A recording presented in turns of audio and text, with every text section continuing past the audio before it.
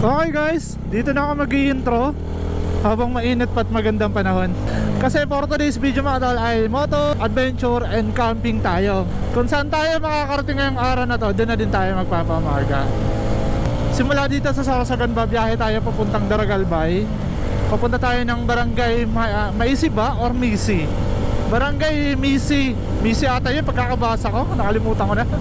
Basta doon tayo sa may Green Lava. Kung sa mga followers natin na nakarating na doon tayo papunta. Green Lava. Doon tayo maghanap ng spot at magpamaga ngayong araw na to.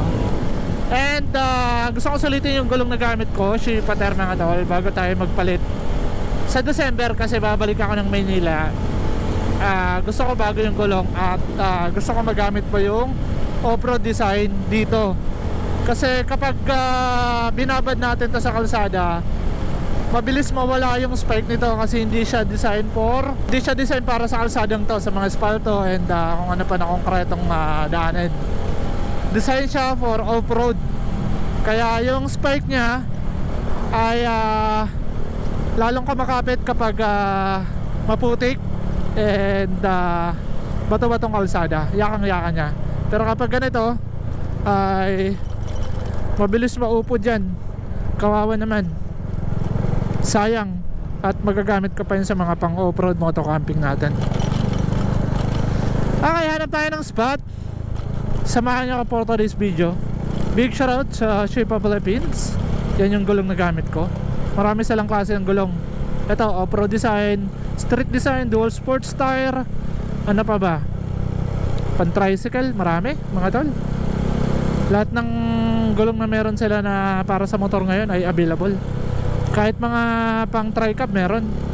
E-trike, yakang-yakan ni Sheepater yan. May sariling factory kasi yan eh. Okay, tingnan natin kung anong oras tayo makakarating doon. Nag-take off ako ng mga 1:30 PM. Doon na tayo mag-time check and kung ilang kilometro pa yun tatakbuhin natin. Let's go to Green Lava mga tol. Punta tayo ng Green Lava, Daragalbay.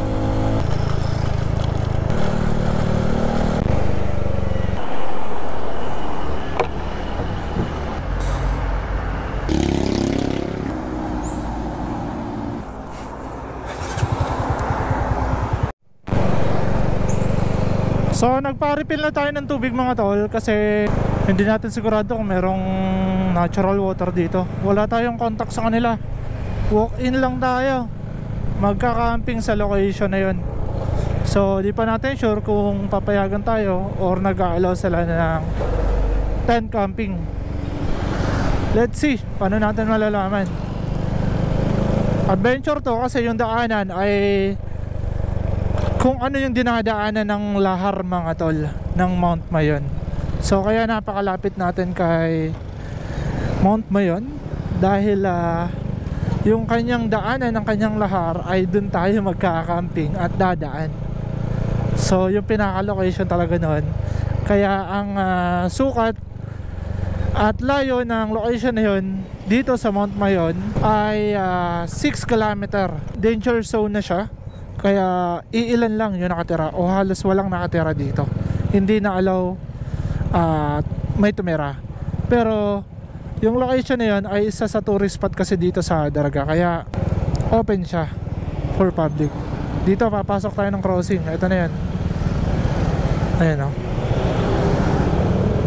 Papasok tayo dito. At let's see kung open nga talaga. Magtatanong tayo bago tayo pumunta doon.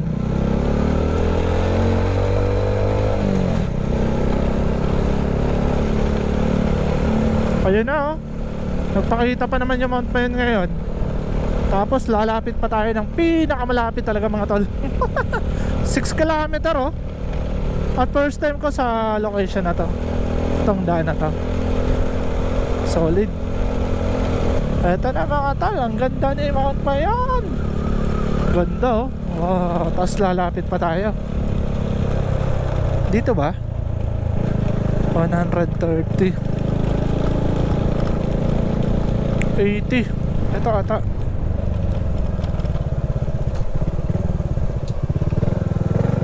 Ano ba yan? Hindi, dito ata. Green Lava. Ate, yung papuntang Green Lava po dito?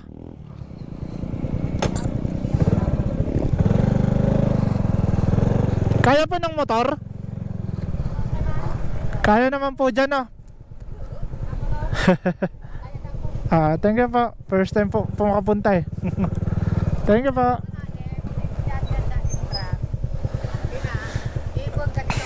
Eto, susundan ko lang po to o liliko ako dito? Papunta na po dito. Pagkabot mo sa basugan, bababa ka. Tapos sa Yukware. Opo. Diretso ka. Pagkabot dito sa yung pigrip na pan, ay dyan dala na Jagger ITV. Opo. Pwede naman po. Oo, Jagger ITV. Okay. Thank you po. Babalik na lang po ako pag di kaya ng motor. Nagkalat kami. Thank you po. Dito na tayo.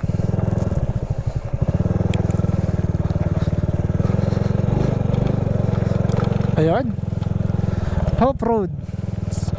At mapapasabak si no? Trail to mga tol, pero napakaganda dito. Hey,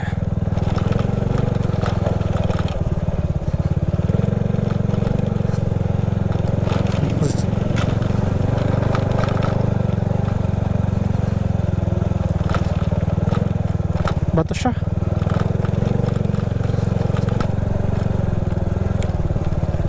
Ay, dumadaan pala ditong truck. Quarry. Ito na yan. Uy, napakasolid mga tol. Tapos bababa tayo dun, oh. Solid par. Lapit natin sa mayan. Okay, baba tayo. Eto na. Yang yata ni Uno. Ganda guys, oh. Solid mga tol. Sobrang ganda. Wow.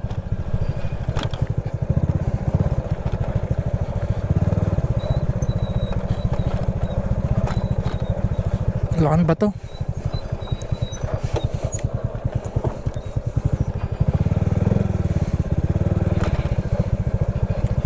Gano'ng kalakas ang Shipa Thermo? Daan mo dito. Ayun, no?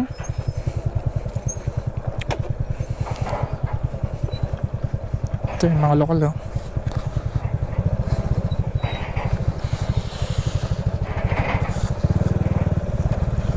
Kakuwari sila.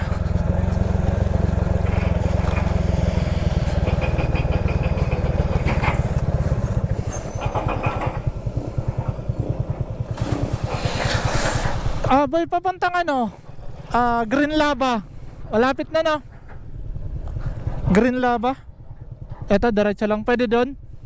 Ay, kaya hindi mo kaya makapagay dyan ang motor. Dito lang na. Di baling ikot na. Okay, dito ako tinaturo. Salamat. Ito yung dinadaanan ng lahar ng mga tol. Kaya, ayun, oh, kung makikita nyo, oh, puro buhangin. Buhangin na galing sa bulkan. Tapos malalaking bato. Grabe. Ayun, oh, kahit yung nilagay nilang ano, oh, barrier, di kinaya, bumagsak.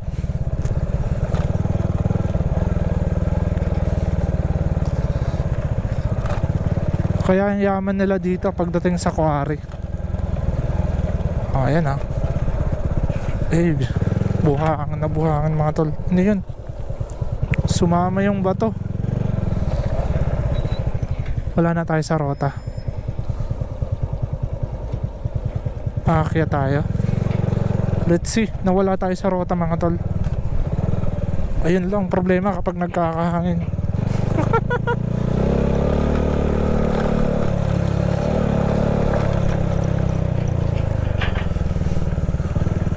Tapos saan na?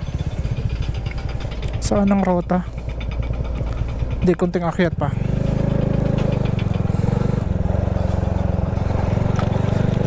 Konting akyat pa to.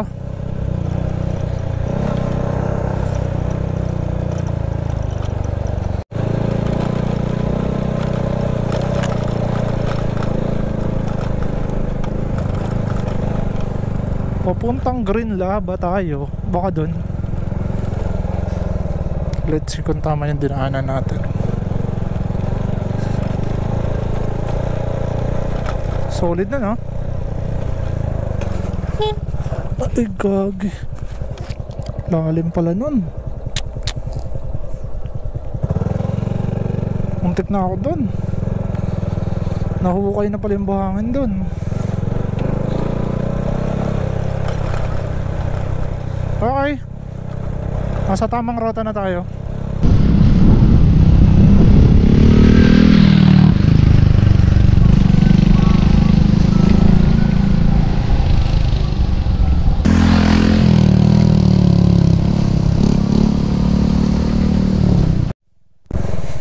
Okay, turn left tayo.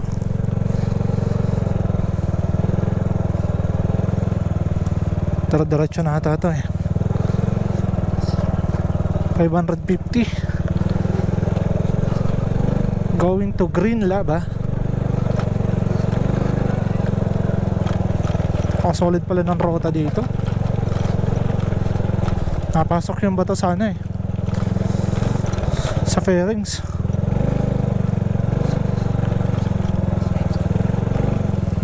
O yun yung mount pa yun, oh.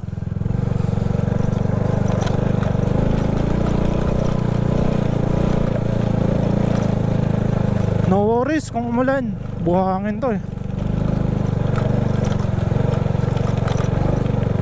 Solid talaga ng shape ah.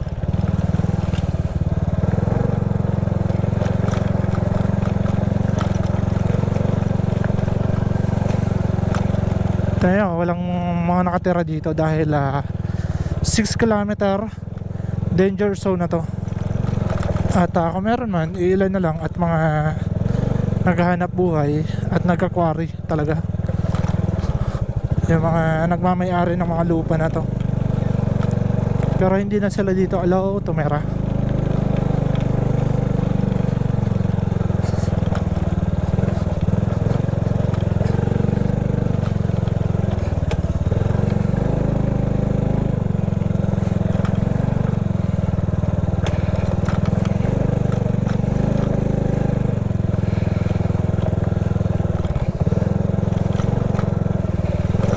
Okay, diretso lang eh.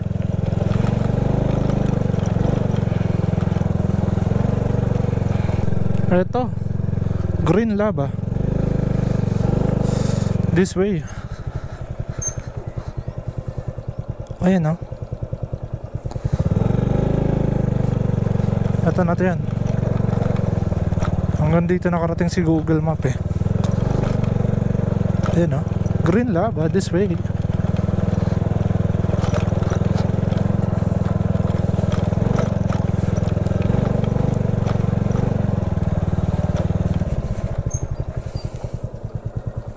Check yung gulong.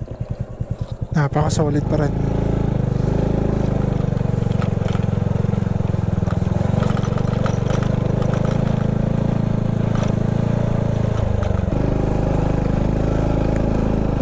Akyatin pala to.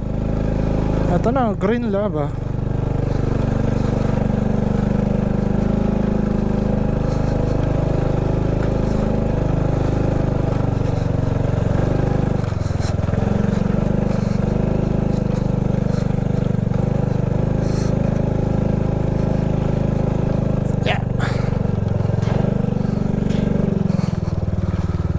Ayun, no?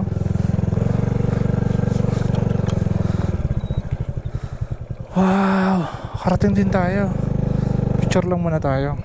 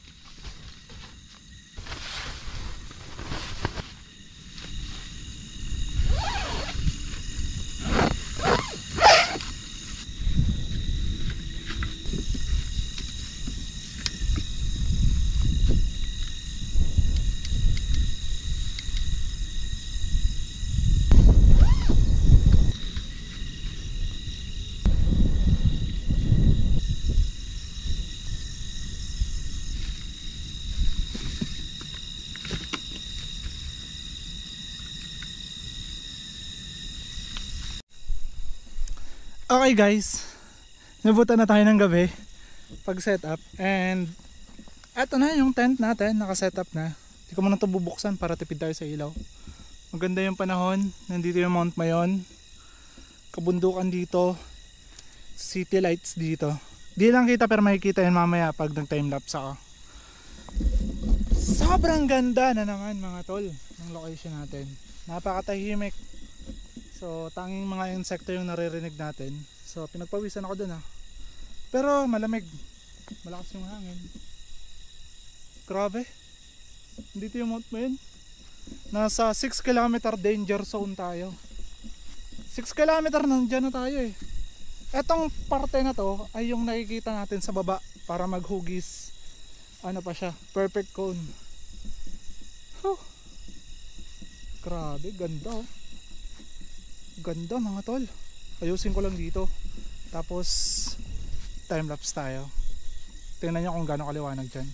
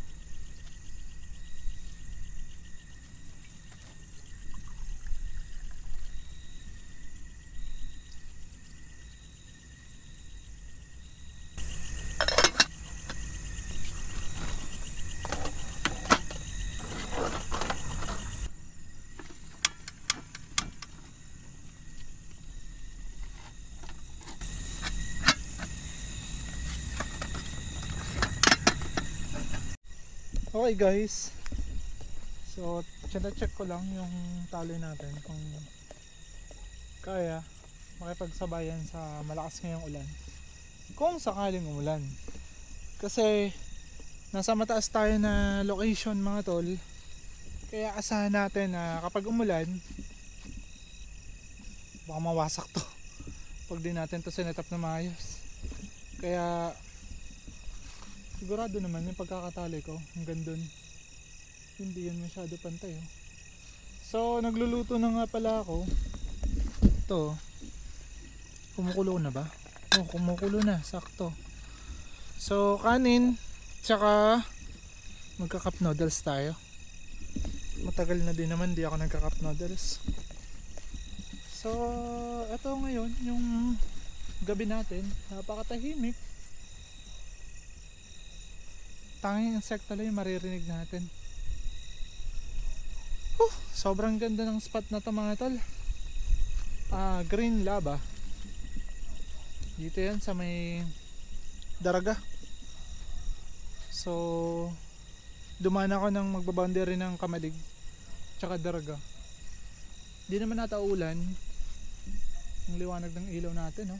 Ang ganda, no? So ganun kaliwanag. Si Mount Mayon nandito parte. Bukas maganda yan. Ito yung setup natin ngayong gabi. Si Uno di ko na pinasok. Nandiyan siya sa labas. Mukhang di naman nauulan. Kasi kailangan ko ng tali. Tinali ko lang yan dyan. Pero mabilis lang yan alansin. And after natin magluto, ginit ako ng tubig. Ganda. Kung nakita nyo kanina yung mga star, ang ganda, diba? Tsaka City of Lights. City Lights, ganda. Sobrang ganda. Ang cravings ng karamihan. Nandito yan, oh. Parte, ayan, oh. Kung nakikita sa camera. Hindi kasi. Sobrang ganda niyan, mga tol. Kung maganda yung quality ng camera natin, napakaganda niyan. Tanaw na tanaw dito. Yung dun kasi sa Ligaw, hindi masyado. City of Lights yon ng Ligaw, Albay. So hindi naman ganun kaganda yung populasyon ng Albay at syudad. Ito kasi naghahalo na yung syudad ng Legazpi City, Albay Sentro, or tinatawag nilang Old Albay, kalagitnaan ng Daraga Town proper. Ito ata ang Daraga, oh. Daraga Town proper to. Yung pinakamaliwanag is Legazpi City. Sobrang ganda dito mga tol.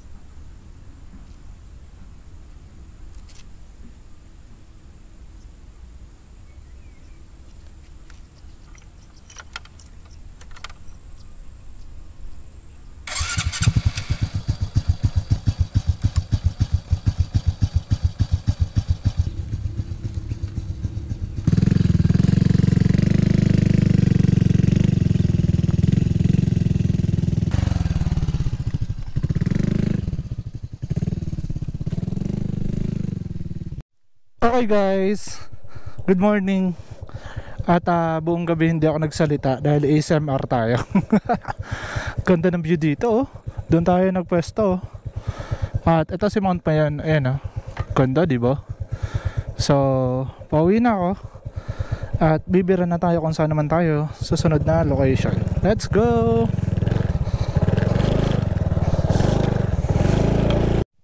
Okay, baba na tayo. Pero parang gusto ko mag-picture dito. I love Albay. Ayan no. Gusto mag-picture dito habang nagpakita si Mount Mayon. Picture tayo. Saglit lang. Kahit dito, sarap magpwesto oh. Oh. City lights kaya kapag gabi. Daming pwedeng pagpwestohan doon. Pwesto. Doon tayo pumesto sa kabila eh. Yung pinakadulo doon kasi sobrang tahimik. And ito yung view. Wow, ganda oh. Lapit natin.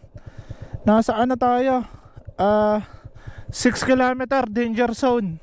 So yung nakikita nyo yan, yan oh. Mas malalim doon. Yan yung dinadaanan ng lahar pababa.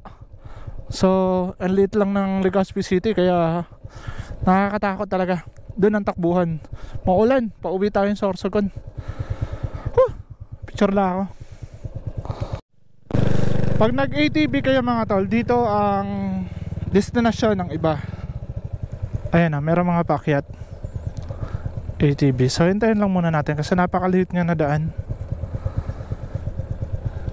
Ganda oh. Sulitin nyo yung ganda ng Mount Mayon. Ayan, mga paakyat yan oh. Sobrang lapit natin talaga. Ang lapit natin. Ayan na.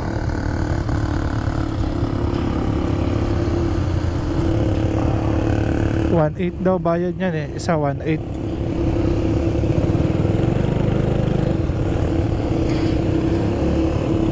Shoutout po.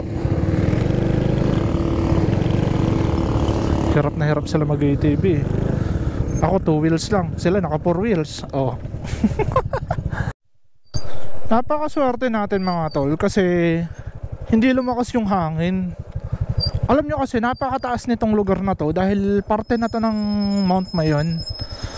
Kung sakaling nagkataon na lumakas yung hangin at nagtuloy-tuloy yon, kasi patigil-tigil siya hanggang sa nawala, biglang kumalma. So maraming salamat sa Panginoon dahil binigyan tayo ng magandang panahon.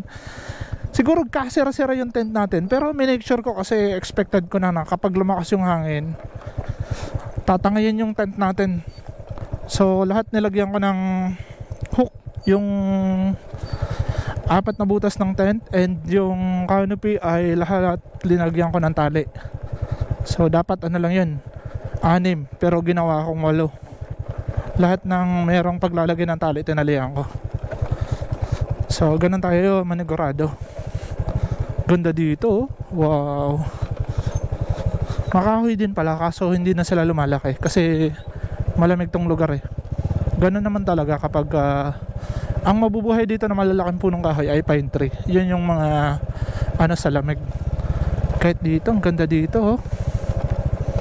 Pero doon yung pinaka perfect perfect cone ng Mayon. Yung makikita mo talaga yung Mount Mayon. Pero pwede din ito maging campsite. Ayun oh. Camping site din yan. Ang dami. Huwag nyong sayangin yung mga lupa nyo nakatunganga. Kahit maningil kayo ng tigta 200-300, basta worth it naman yung ano nyo, location. Dito halos 1,000 eh mga tol. 1,000 dito kapag nag-camp kayo. Tanungin nyo na lang si Lazar pag pumunta kayo. Sobrang ganda. Sobrang solid ng experience natin lagi. Ito yung rides na merong destination at meron kang gagawing napaka-solid na adventure. Susundin natin tong mapa kasi daan tayo ng Ako Bicol Road. Pababa tayo ng Ako Bicol Road. Doon naman tayo mag-usap-usap.